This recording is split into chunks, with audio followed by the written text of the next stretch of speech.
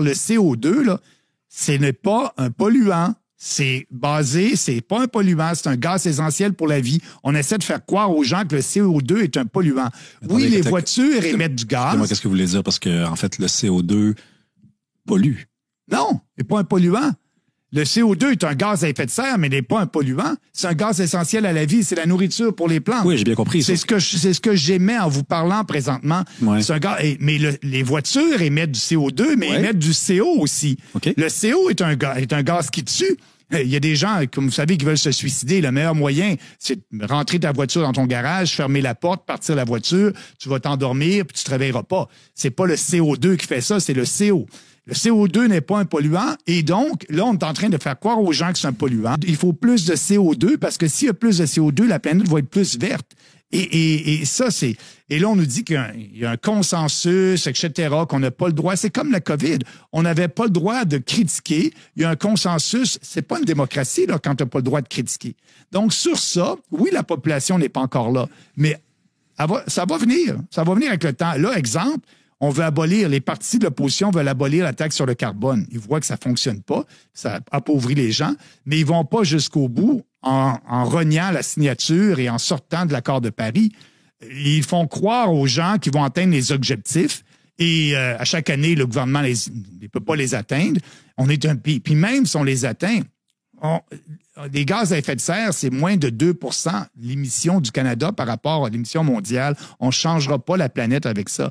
Donc, il faut avoir ce débat-là. Les gens ne sont pas prêts à l'avoir, mais nous, il n'y a pas de tabou. Il n'y a pas de sujet tabou.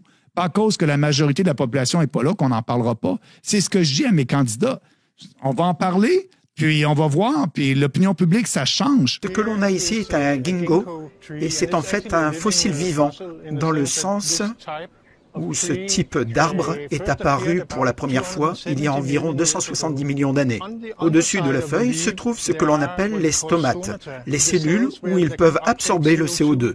Ils mesurent donc la quantité de CO2 se trouvant dans l'air, puis ils ajustent le nombre de ces stomates selon la quantité de CO2 qui s'y trouve. Et en regardant les fossiles et en mesurant combien il y en a, à un moment donné, ça nous dit quelque chose quant au niveau de CO2 qu'il y avait dans le passé. Alors, quand on remonte le temps, que trouve-t-on? Sur la quasi-totalité des 500 derniers millions d'années, le niveau de CO2 dans l'atmosphère a été bien plus élevé qu'il ne l'est actuellement.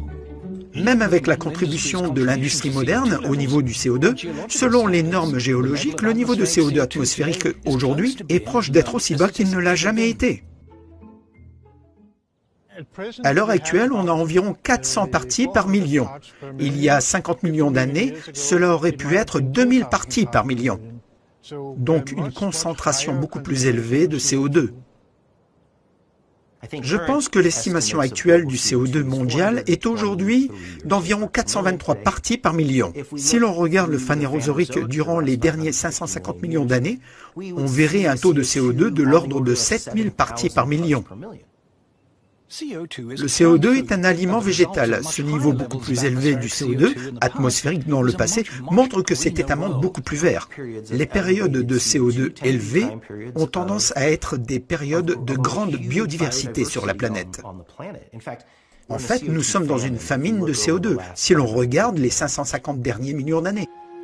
Au fond du plus récent maximum glaciaire, la quantité de CO2 dans l'atmosphère est tombée si bas que toute vie sur Terre a failli disparaître. On dit que le CO2 est plus élevé qu'il ne l'a été pendant 100 000 ans. Mais ce qu'ils ne vous disent pas, c'est que durant la période dont ils parlent, le CO2 a chuté tellement bas que la vie sur Terre a failli disparaître. Il y a 20 000 ans, le CO2 était au niveau le plus bas jamais atteint dans l'histoire de la Terre, à 180 ppm.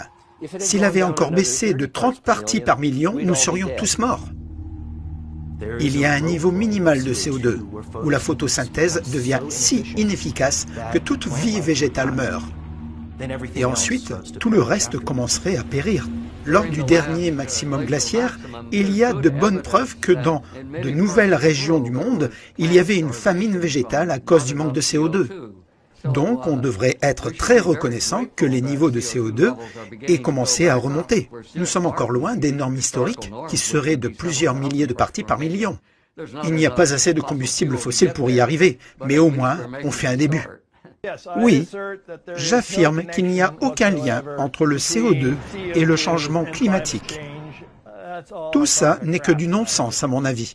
Il n'y a aucune vérité dans l'idée que la Terre serait plus chaude maintenant que dans le passé. C'est un mensonge. Ce n'est pas vrai que le CO2 est plus élevé qu'il devrait l'être. C'est un mensonge. Le climat de la Terre a changé à de multiples reprises au cours de sa longue histoire et continuera à changer sans aucune aide de notre part. Le climat change toujours, vous savez. Qui nie le changement climatique? C'est toujours en train de changer.